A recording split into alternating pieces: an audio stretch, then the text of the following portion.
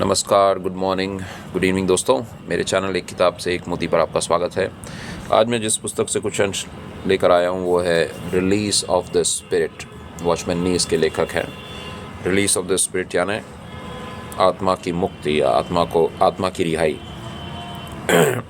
या जो रूह है हमारे अंदर उसको मुक्त कर देना। तो वॉचमैन नी एक चीन के बहुत बड़े आध्यात्मिक गुरु थे, या कह सकते हैं कि वे एक आध्यात्मिक साधक थे। और चीनी भाषा में ये लिखते थे, चाइनीज़ में मेरे ख्याल से अनुवाद किया गया है अंग्रेज़ी में। तो वॉचमैन नी इनका नाम था और इनकी ये किताब मुझे बहुत पसंद आई थी। कई साल पहले मैंने ख़रीदी थी चेन्नई में। तो इसमें एक बात जो आती है वो हर धर्म पर लागू होती है, तो इसलिए मैंने वो पंक्तियाँ चुनी है इस पुस्तक में से। तो ये बात हिंदू धर्म में भी लागू होगी, ये बात इस्लाम में भी लागू होगी, और ये बात ईसाई धर्म में भी लागू होगी, और हर धर्म में, मेरे ख्याल से बौद्ध धर्म में भी शायद लागू हो, जैन धर्म में भी लागू हो जाए। क्योंकि बात जो इसमें कही गई है वो सार्वभौमिक है, द यूनिवर्सल जैसे जिसे कहा जाता है। मतलब हर क्षेत्र में या हर धर्म में ये लागू होगी ये बात। तो पहले तो मैं कुछ सारांश में बता देता हूँ कि आज चर्चा किस चीज़ पर है। तो वॉचमैन नी एक डायग्राम बनाते हैं, यानी एक तरह का चित्र इस पुस्तक में है। तो वो चित्र मैं मेरे ख्याल से मैं दिखा सकता हूँ, इसमें छपी है। मेरे ख्याल से जो अंग्रेज़ी वीडियो मैंने बनाया उसमें दिखाया नहीं था मैं। तो ये देखिए, जैसे कि ये चित्र है, इसमें कि 3 भाग होते हैं इंसान के।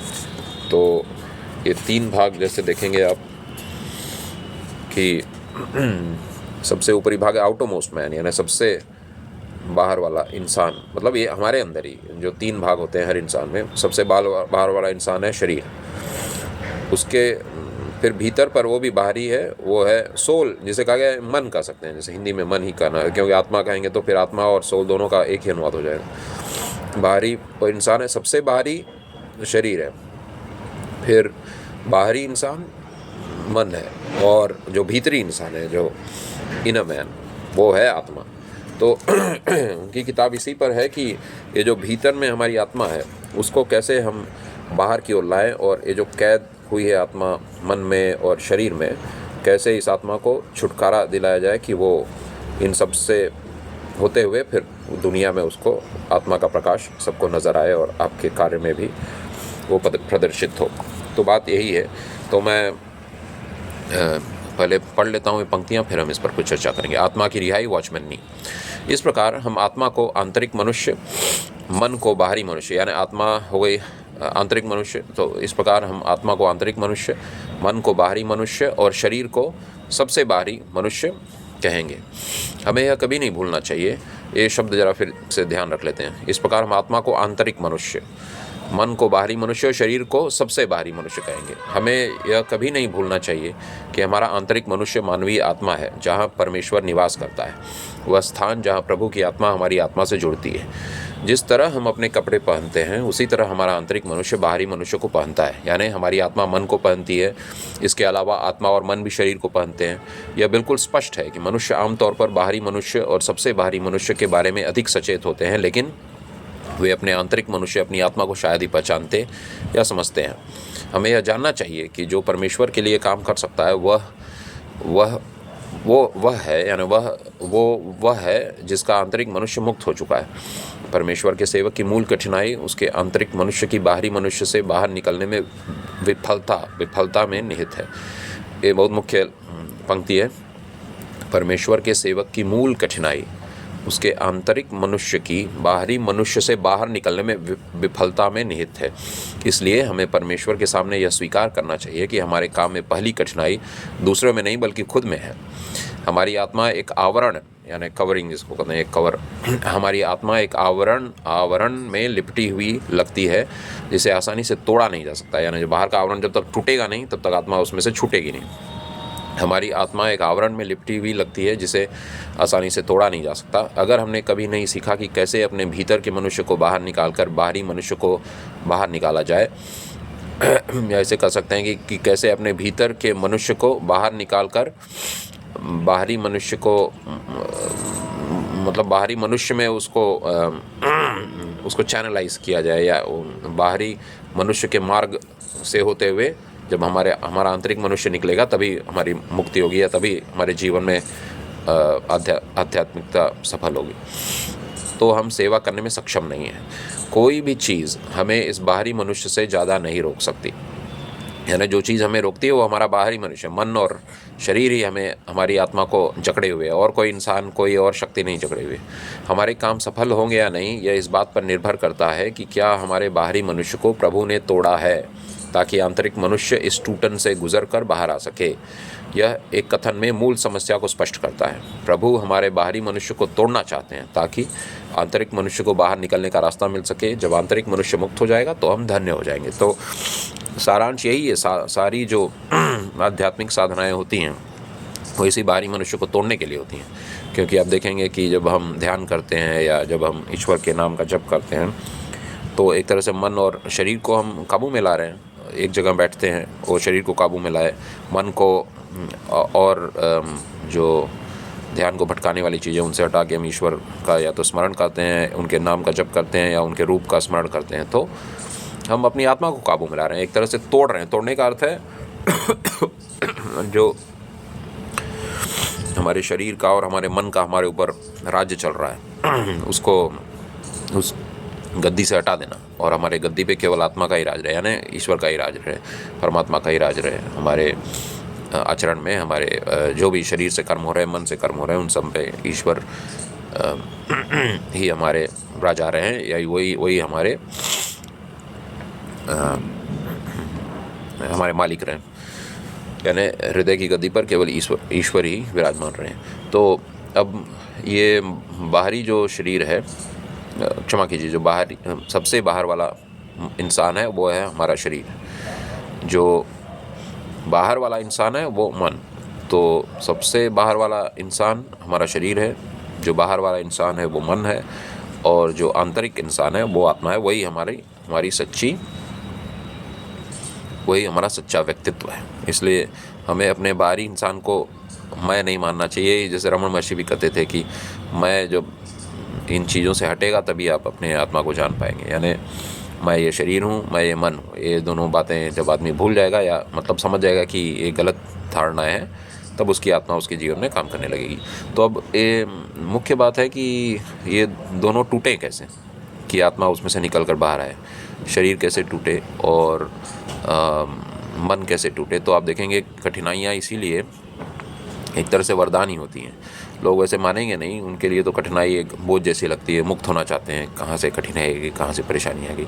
पर जब कठिनाई आती है तब हमें लगता है कि हम जिस पर इतना भरोसा रख रहे थे, शरीर पर और मन और बुद्धि पर, तो ये कई बार हमें काम नहीं आती है। हो सकता है ऐसी भयंकर बीमारी आ जाए और कुछ अन्य परेशानी आ जाए जिसको हम हल नहीं कर पा रहे हैं अपनी शक्ति से, अपने शारीरिक शक्ति से और अपने मानसिक शक्ति से या बुद्धि बल से, मन की शक्ति या बुद्धि के बल से। अगर हम इन चीज़ों को नहीं सुलझा पा रहे तब फिर हमारा बाहरी ये जो दोनों इंसान हैं टूटने लगते हैं। यानी अब टूटने का अर्थ ये है कि क्या टूटना यानी हार मानने की बात नहीं। टूटना यानी जो अपने आप पर घमंड था या ज़रूरत से ज़्यादा भरोसा था अपने शरीर पर और अपने बुद्धि बल और मन के बल पर, तो ये जब टूटने लगता है तब आत्मा के लिए सबसे अच्छा अवसर यही होता है। जब आप देखेंगे अर्जुन को भी आप देखेंगे गीता में, तो उनका शरीर देखेंगे तो कांपने लगा था, गांडीव छूटने लगा, शरीर पर भरोसा उनका टूटने लगा, या कह सकते हैं कि शरीर उनका साथ नहीं दे रहा था और उनका मन डगमगाने लगा, चिंता शोक में डूब गए। तो ये दोनों बातें उनके जीवन में हुई, तब जाके वे उस सही स्थिति में पहुँचे जब उनको आत्मा का ज्ञान होने का अवसर आ गया। यानी तभी श्री कृष्ण ने उनको आत्मा का ज्ञान दिया। कहने का मतलब है जब मुश्किलें और परेशानी आएँ और एक तरह से हमारी परीक्षा लें तो हमें घबराना नहीं चाहिए। हमें तो ये मानना चाहिए कि तो बड़ा अच्छा अवसर है कि हमारे बाहरी मनुष्य को, सबसे बाहरी मनुष्य यानी शरीर को और जो बाहरी मनुष्य यानी मन को, ये परिस्थितियाँ तोड़ देंगी। और तभी आत्मा हमारे अंदर से निकल कर बाहर आएगी। जो परेशान दूसरों को दोष देता है और परेशानी में रोने चीखने लगता है, उसके अंदर आत्मा नहीं काम करेगी। जो दूसरों को दोष नहीं देता, उसको लगता है कि हो सकता है ईश्वर ने ही ये कठिनाइयाँ एक तरह के परीक्षा के लिए हमारे लिए भेजी हैं, ऐसा जो मानेगा वही आध्यात्मिक दुनिया में सफल होता है, उसी का कल्याण होता है। जैसे कि बाइबल में जोब की कथा है, उस पर उन पर मैंने एक वीडियो भी बनाया था, जोब पर, कि किस तरह शैतान उनकी परीक्षा लेता है, उनके परिवार वालों को मार डालता है, मतलब एक कुछ ऐसे अवसर पैदा कर देता है कि उसके जोब के परिवार वाले मर जाते हैं। और मैं कुछ देर के लिए वीडियो पॉज करता हूँ, पानी भर गई है टंकी में, मोटर बंद करना होगा, क्षमा कीजिए, रुकावट के लिए खेद है। तो आइए आगे बढ़ते हैं। तो हम चर्चा कर रहे थे कि कैसे सबसे बाहरी इंसान यानी शरीर को और बाहरी इंसान यानी मन और बुद्धि को तोड़ना ज़रूरी है, या इनका टूटना ज़रूरी है, तभी आत्मा काम करने लगेगी हमारे अंदर और फिर हम सच्चे भक्त के रूप में इस दुनिया में चमकने लगेंगे। तो एक उदाहरण देकर मैं इस वीडियो को ख़त्म करता हूँ। जैसे कि मैंने एक वीडियो भी बनाया था ई स्टैनली जोन्स पर। तो एक धर्मोपदेशक थे वो, और दुनिया में बड़ा नाम था उनका, बहुत बड़े वक्ता थे और कई लोगों के जीवन को उन्होंने प्रभावित किया। तो एक समय ऐसा आया जबकि वो अपनी जो जिम्मेदारियां हैं और जो उनका कार्यभार था, जो के उत्तरदायित्व थे, उनको निभाने में असफल होने लगे थे। लगा कि बोझ बहुत ज़्यादा है, काम का बोझ, यात्रा का बोझ, कई जगह उन्हें भाषण और व्याख्यान देने होते थे, तो इन सब का बोझ वो उनका भार उठा नहीं पा रहे थे, वहन नहीं कर पा रहे थे जिम्मेदारी या कर्तव्य। तो एक समय वे प्रार्थना कर रहे थे लखनऊ में, तो उन्हें लगा कि ईश्वर की वाणी उन्हें सुनाई दे रही है। तो ईश्वर ने उनसे कहा, क्या तुम तैयार हो जिस काम के लिए मैंने तुम्हें बुलाया है? तो ई स्टैनली जोन्स ने कहा कि नहीं प्रभु, अब मेरी सारी शक्ति ख़त्म हो गई है, मेरे पास अब कोई संसाधन नहीं रहा कि मैं ये काम पूरा कर सकूँ। तो उन्होंने क्या किया, उन्होंने मान लिया कि शरीर उनका टूट चुका है, शरीर से वो नई जिम्मेदारी अपनी उठा पाएंगे, और मन उनका टूट गया है, उत्साह नहीं रहा। तो बात यही है कि जब हमें लगे कि यानी हम कई चीज़ें अपने जीवन में अपने बल से नहीं संभाल पाएंगे, निर्बल के बलराम जैसा कहा गया है, सूरदास जी ने कहा, तब ईश्वर समझ जाते हैं यही मौका है कि अब आध्यात्मिक उन्नति हो जाए इंसान की। अब जो मान लेता है इंसान की परेशानियां और कठिनाइयां हमारे भले के लिए आती हैं, तो आध्यात्मिक जीवन में सफल हो जाता है। जो रोता गाता है, चिल्लाता है, कंप्लेन करता है, यानी दोषारोपण करता है या परिस्थिति को दोष देता है और दूसरों के दोषों पर नज़र डालता है, दूसरों जैसे ब्लेम करना होता है, यानी किसी को ब्लेम करना या दोष देना ही होता है। क्या इसका कोई एक दूसरा अनुवाद है? मैं ज़रा देख लेता हूँ। ब्लेम, आरोप, निंदा करना, या दूसरों पर आरोप लगाता है, या निंदा करना या दोष लगाना, वही है। तो यानी दूसरों पर आरोप लगाता है कि उसके कारण मैं ऐसा हूँ, उसी कारण मेरी स्थिति ऐसी है। ऐसा आदमी आध्यात्मिक कल्याण नहीं पा सकता है, क्योंकि जब तक हम अपने ऊपर ध्यान केंद्रित नहीं करेंगे, ये जो हमारा सबसे बाहरी इंसान है यानी शरीर, और जो बाहरी इंसान है यानी मन और बुद्धि, तो कमियां इन्हीं दोनों में रहती हैं। और ये जब दोनों टूट जाते हैं और हम समझ जाते हैं कि ये दोनों हमारे आध्यात्मिक कल्याण में रुकावट है, और हम समर्पण कर देते हैं ईश्वर को, जैसा कि सर्वधर्मान् परित्यज्य मामेकं शरणं व्रज, जो श्री कृष्ण ने कहा है गीता में, तब हमारा आध्यात्मिक कल्याण होता है। तो ई स्टैनली जोन्स ने कहा ईश्वर से कि नहीं प्रभु, अब मेरे पास संसाधन नहीं है इस परेशानी को सुलझाने का या इससे बाहर निकलने का। तो ईश्वर ने कहा, अगर तुम मुझे सौंप दो। क्या सौंप दो? तो अब ई स्टैनली जोन्स क्या सौंपते हैं ईश्वर को? तो कहने का मतलब था ईश्वर का कि अगर तुम मुझे अपना शरीर सौंप दो, यानी जो सबसे बाहरी इंसान है उसको मुझे दे दो, और जो बाहरी इंसान है यानी जो मन और बुद्धि है उसको भी मुझे सौंप दो, तब मैं फिर तुम्हारे अंदर आ जाऊँगा और मतलब मैं फिर तुम्हारे ज़रिए, तुम्हारे शरीर के ज़रिए, तुम्हारे मन और बुद्धि के ज़रिए मैं काम करूँगा, यानी आत्मा परमात्मा काम करेंगे। यही है आध्यात्मिकता का सही लक्षण या सही परिभाषा आध्यात्मिकता की, यही बात गीता में है, यही बात रामचरितमानस में है, यही बात कुरान में है, कुरान शरीफ में, और यही बात बाइबल में। तो कहने का मतलब है कि ये जो मनुष्य का टूटना है, अब जैसे कि अब गीता में जैसा मैंने कहा, सर्वधर्मान परित्यज्य माम एकम शरणं व्रज, सब धर्मों को छोड़कर मेरे शरण में आ जा। और ये भी बात गीता में बार बार आई है कि मतलब काम और क्रोध को त्यागो और निमित्त मात्र हो जाओ ईश्वर के। तो ये सब बातें इसी ओर इंगित करती हैं कि शरीर को तोड़ो और अपने मन को तोड़ो। तोड़ना यानी भरोसा नहीं करना इन पर, या ये मानना कि ये चीज़ें मैं नहीं हूँ, ये केवल ईश्वर द्वारा दी गई हुई हैं, इन पर घमंड हमें नहीं करना है। ये नहीं मानना है कि यही मैं हूँ और इन पर घमंड करके फिर हम जब इन पर कोई परेशानी या विपत्ति आ जाए तो फिर रोने गाने लगे, चिल्लाने लगे। तो ये नहीं होना चाहिए, दोष किसी को नहीं देना है, आरोप नहीं लगाना है किसी को। और दूसरी बात है, अब कुरान शरीफ की बात लें तो इस्लाम का जो एक अनुवाद किया जाता है, मेरे ख्याल से ऐसा मैंने कई जगह पढ़ा है कि एक तो है कि पीस यानी शांति, उसका अनुवाद होता है। एक है सबमिशन यानी समर्पण, या क्षमा कीजिए, जैसे सबमिट के लिए बोल सकते हैं समर्पण कर देना, या तो मतलब किसी के अधीन हो जाना, जैसे झुकना, अधीनता स्वीकार करना।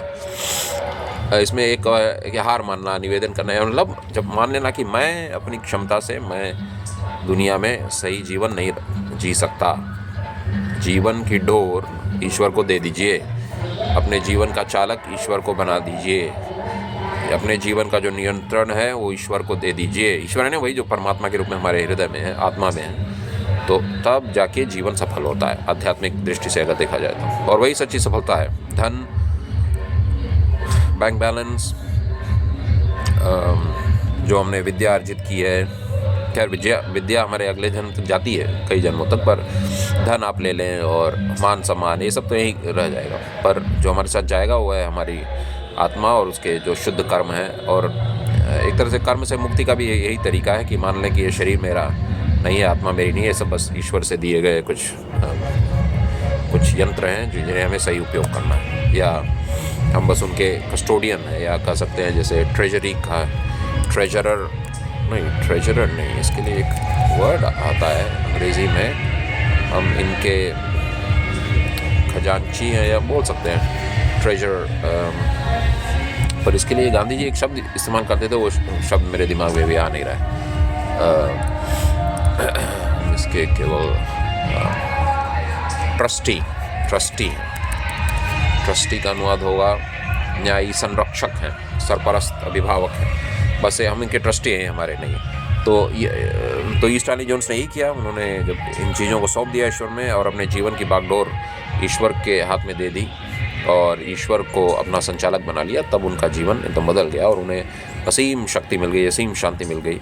और वे अपना काम दिन भर करते थे, रात को देर तक करते थे, और रात को सोते समय जब जाते थे तो लगता था कि सोने की क्या आवश्यकता है, मतलब इतनी शक्ति का उन्हें अनुभव हो रहा था। तो उन्हें लगा कि अपने